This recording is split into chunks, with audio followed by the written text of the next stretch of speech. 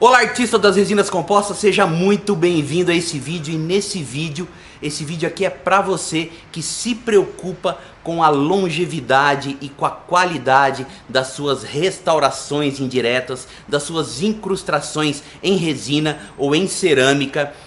Nós vamos compartilhar aqui nesse vídeo aspectos científicos baseados em evidência e direto ao ponto, aquilo que você precisa realmente prestar atenção para que as suas restaurações indiretas, as suas inlays, as suas onlays tenham maior durabilidade ao longo do tempo e principalmente seja mais resistente a qualquer risco de infiltrações marginais que possam assim prejudicar o sucesso restaurador aí no seu consultório.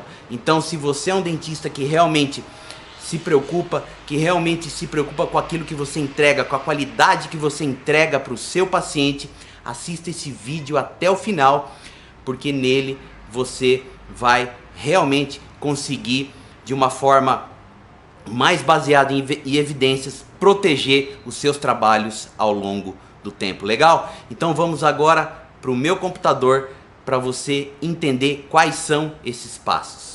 Olá, artista, seja muito bem-vindo a mais um Macete. Professor Vanderlei aqui, e hoje a gente vai falar sobre uma coisa que às vezes pode se tornar um problema no consultório, que é as cimentações, principalmente cimentações de restaurações indiretas, quando você vai tentar aproveitar um substrato dentário sem fazer canal, sem de repente cimentar algum pino, e aquelas chamadas restaurações, as overlays, que elas são principalmente aderidas pelo substrato e pela peça por um procedimento adesivo que você vai fazer. Principalmente ela é aderida por isso, porque praticamente as overlays não têm uma quantidade de parede suficiente para suportar então essa restauração. Então muitas vezes, se você não fizer um trabalho, não fizer um protocolo adesivo muito bem realizado, essa restauração pode se deslocar e realmente é um dissabor, é um problema quando o paciente volta e principalmente pode colocar a nossa reputação enquanto profissional em risco quando ele chega com a peça na mão, não é? Então, a primeira coisa que a gente tem que analisar num substrato como esse é se tem alguma parede que vai suportar, né? No nosso caso ali praticamente não, tá? Uma outra coisa interessante para a gente observar é se a dentina é uma dentina nova, uma dentina que não tem nenhum tipo de dentina reacional, se é uma dentina que de repente tem algumas ilhas de uma calcificação maior, ou seja, dentina reacional. Por que que a gente tem que analisar isso? Principalmente para ver o tipo de adesão que a gente vai fazer nesse dente. Porque a resposta, quando a gente fala em adesão, a resposta está no substrato. Uma dentina reacional, ela vai responder de uma forma muito diferente quando você tem uma dentina nova ali, aquela dentina viva, nova, jovem, uma dentina jovem. Então a gente tem que analisar isso.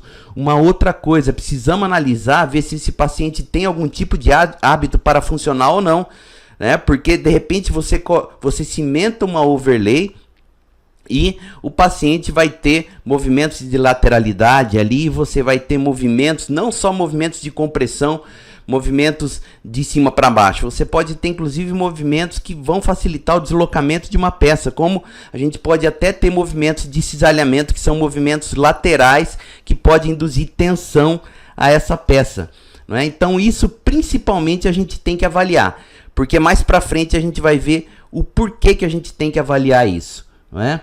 Então vamos lá. E aí, né, a gente vai cimentar essas peças em disilicato de lítio, tá? São peças que foram feitas em disilicato de lítio. E aí, o que eu quero abordar realmente com vocês aqui é o cuidado, ou seja, eu não quero mostrar estética de peça, tá? Eu quero mostrar o cuidado que você tem que ter nesse procedimento adesivo. Eu digo que o procedimento adesivo, todo procedimento adesivo é a alma da restauração. E a causa, muitas vezes, daqueles problemas que o paciente volta com a peça na mão, né? Volta lá ali com a overlay na mão, com o seu bloquinho na mão, com aquela cara olhando para você e falando, ó, doutor, soltou, né? Então, a causa disso principalmente é que a gente pode ter, né, comido bola ali, ter passado por cima de algum protocolo que é importante, tá? Então é isso que eu quero focar, tá? Então, o condicionamento com ácido fluorídrico, tá? Isso é importantíssimo, tá? Não adianta você asperizar a superfície, não adianta você passar broca na superfície, você tem que realmente silanizar, tá? A superfície. Por quê? Porque tem trabalhos mostrando, tá? Até um trabalho que eu digo que é um trabalho raiz, não é um trabalho Nutella, é um trabalho que eu me lembro, um trabalho clássico de 1993, tá? Do grande Dr. Barkmeyer, ele já dizia, que quando você tem uma adesão com uma peça cerâmica silanizada, você tem uma força de até 25 megapascais, que é uma força muito satisfatória e duradoura para os nossos trabalhos, entendeu? Então, nada de asperizar, vamos realmente condicionar. Tem muitos trabalhos mostrando também que esses novos adesivos, surgiram novos adesivos que já tem silano na composição, tá? Mas na verdade o ideal é que você use o silano puro, tá? Por quê? Porque tudo que é misturado no adesivo vem em menor quantidade. Então, não confie apenas no silano que vem na composição do seu adesivo. Silanize a peça separadamente, tá? E aqui a gente está vendo, a gente vê bem o aspecto esbranquiçado após o condicionamento ácido com ácido fluorídrico, tá? Com ácido fluorídrico, você vê realmente a característica inorgânica da peça cerâmica, né? E logo depois a gente aplica então o silano, tá? Aqui eu coloquei essa foto colocando uma camada bem fina, bem devagarinho, tá? Por quê? Tem um brasileiro que estuda adesão já há anos, tá? Foi meu professor lá na FOB, na USP, quando eu fiz especialização, o professor Ricardo Marinho de Carvalho.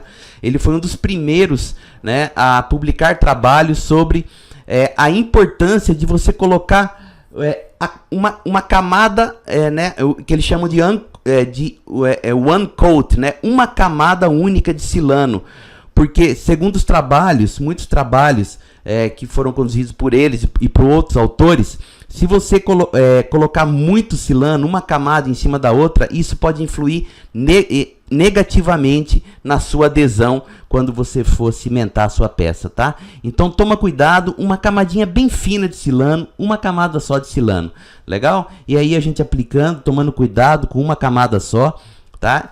E aí logo depois da aplicação do silano, não é? Então vamos voltar aqui um pouquinho. Logo depois da aplicação do silano, tá?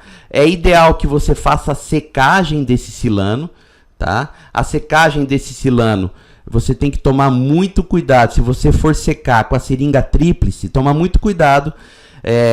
Se a sua seringa tríplice ela não está com nem água, nem óleo, nem gotículas de água saindo ali da ponta, o ideal é que você tenha um filtro do compressor para filtrar tudo quanto é gotícula, tudo quanto é problema que possa trazer contaminação aí para esse momento que você silanizou a peça, tá? Então você faz a secagem desse silano. O ideal é que você seque com ar quente e morno e que não seja a seringa tríplice, que pode vir com alguma umidade ali do compressor, tá? Então o ideal é que você faça uma secagem a seco mesmo, com ar morno e seco, legal? Você pode utilizar até um secador de cabelo nesse momento, se você quiser, ok? Então aí, logo depois da silanização, você vai fazer a aplicação do adesivo, tá? O ideal é que você aplique um adesivo na peça, um adesivo que seja hidrofóbico, tá? Se você não tiver um adesivo hidrofóbico, o que é o adesivo hidrofóbico? O adesivo hidrofóbico é um adesivo que não tem solvente na composição, tá? Antigamente, os antigos adesivos de quarta geração vinham com o condicionador ácido, um primer e o adesivo separado. Naquela época era mais fácil, você pegava o Bond, que era o adesivo hidrofóbico, e aplicava ele sozinho, tá? Hoje em dia, a maioria dos adesivos são de frasco único, né, os chamados universais. Se você for utilizar um adesivo universal, aí sim você tem que tomar um cuidado muito maior na secagem, tá, desse adesivo universal, porque nesses adesivos universais, eles têm solventes na composição e eu sempre brinco, né? Faço uma alusão. É a mesma coisa que uma mulher vai num salão que não é um salão de qualidade, a mulher lá mistura acetona ali no meio do esmalte e a hora que a mulher vai embora, 2 dias depois o esmalte desprega da unha. Por quê? Porque lá a dona do salão quis economizar e misturou acetona no esmalte, né? E ficou um esmalte aí sem qualidade, tá? O adesivo universal, se não for evaporado esse solvente, que pode ser uma acetona, um álcool que já tem na composição, tá? Você pode perder até 30% das ligações adesivas se você não fizer uma boa secagem. E aí, novamente, eu falo que essa secagem da peça, se você for aplicar um adesivo universal, aí sim é mais importante ainda que seja um ar seco. Um ar seco ou o seu compressor tem que ter um filtro para bloquear qualquer umidade que venha na seringa tríplice. Legal? Então, esses cuidados são muito importantes. E aí, né, a gente tem o aspecto da nossa dentina, da nossa overlay, não é? Que praticamente não tem paredes, vai ser unidas apenas nesse substrato dentinário e nesse cavo superficial de esmalte aí. Então a gente começa o condicionamento pela borda de esmalte, né? E condiciona todo o substrato dentinário, né? Alguém pode estar me perguntando, mas Vanderlei, condicionamento ácido total, né? E sendo que hoje a gente preconiza muito mais os adesivos self-etching, os adesivos autocondicionantes, etc. O que a gente tem que observar, por isso que eu coloquei lá no início da aula, que a gente tem que ter em mente algumas coisas. Quando a gente está tratando de uma overlay, a gente precisa de profundidade adesiva. Por quê? Porque muitas vezes a gente vai ter indução de forças e nós não temos paredes para apoiar um futuro deslocamento de uma peça como essa, né? E outra coisa que a gente tem que ter em mente, geralmente a maioria ali desses cimentos resinosos atuais, eles vêm com uma boa quantidade de carga. E muitas vezes a quantidade de carga influencia numa coisa chamada módulo de Young. O que é o módulo de Young? Ele é um módulo de elasticidade. Ou seja, esses novos cimentos adesivos, por um lado, eles protegem muito mais a infiltração marginal por ter uma quantidade de carga interessante, mas por outro lado, o módulo de Young vai induzir a uma tensão muito maior na interface da nossa restauração por conta desse módulo de elasticidade um pouco mais rígido, por conta da carga que tem nesses novos cimentos adesivos. Então nós temos que prestar atenção nisso. Então quando a gente tem um caso clínico como esse, praticamente sem parede, nós precisamos então partir para quê? Por uma adesão um pouco mais raiz, vamos dizer assim. Ou seja, nós precisamos de força adesiva e micromecânica, não apenas uma camada híbrida rasa, tá? E com, vamos dizer assim, apenas com um adesivo self-etching, por exemplo, tá? Então nós precisamos de profundidade, nós precisamos que esses tags de resina penetrem, né, no cavo superficial de esmalte, mesmo que seja pouco, né, como é nesse caso, mas nós precisamos também de profundidade que o adesivo penetre, ou seja, dentro dessa dentina de uma forma mais profunda, para que a gente tenha uma retenção também micromecânica. Legal? Então, vamos lá? E aí, depois fazemos então a cimentação, tá? Eu quero voltar aqui um pouquinho, só para comentar aqui nesse ponto, tá? Nesse ponto, vamos supor que você também não tenha um adesivo hidrofóbico para aplicar depois de um primer, por exemplo. Aqui nesse caso, eu indico ainda a adesão à moda antiga principalmente por ser uma overlay e por eu ter alguns pontos de dentina reacional, como é aqui, ó. Aqui nós temos uma dentina mais clarinha, mas aqui nós já temos uma dentina mais amarronzada. Então a gente tem dentina esclerótica. Então é um caso muito crítico. Eu tenho dentina esclerótica, eu não tenho parede para segurar essa restauração, eu tenho apenas uma face de esmalte e um cabo superficial de esmalte. Então é uma restauração crítica. Então eu parto do pressuposto que se a gente tiver uma profundidade maior de tags de resina composta, tanto em esmalte como de dentina, e a gente tiver um condicionamento ácido total e aplicação de um adesivo aí de quarta geração, aplicando um primer, secando essa estrutura, depois aplicando um adesivo, a gente pode ter uma maior confiabilidade. Vamos supor que você não tenha o adesivo de quarta geração. Você pode então aplicar o seu adesivo universal, nesse caso, aplique o adesivo universal, seque esse adesivo universal copiosamente, tá? Eu vou dar até uma dica aqui para você. Eu falo sempre em secagem a seco. Existe um dispositivo que você não encontra no Brasil, mas você pode comprar pela Amazon.com, um dispositivo chamado Tooth Dryer. É isso mesmo, secador de dente, em inglês Tooth Dryer. Então você vai na Amazon.com, digita lá Tooth Dryer, que você vai encontrar um aparelhinho. Você pode pedir, como é de fora vai demorar alguns meses para chegar, mas chega. Amazon.com, aí a dica para você, é um aparelhinho indispensável, tá? Que é ar morno e seco. Todas as minhas restaurações eu tenho sensibilidade zero no consultório por conta de utilizar na evaporação dos solventes dos adesivos ar morno e seco, isento de umidade, Então aí a gente tem aqui,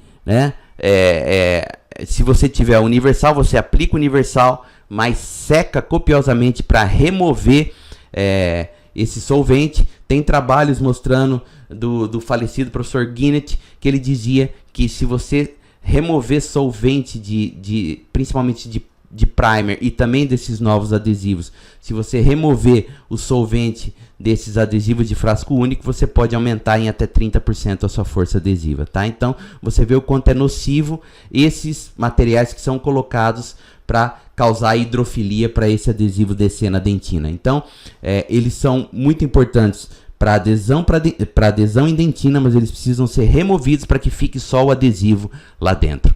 Legal? Então, se você for aplicar um adesivo universal, seque bem.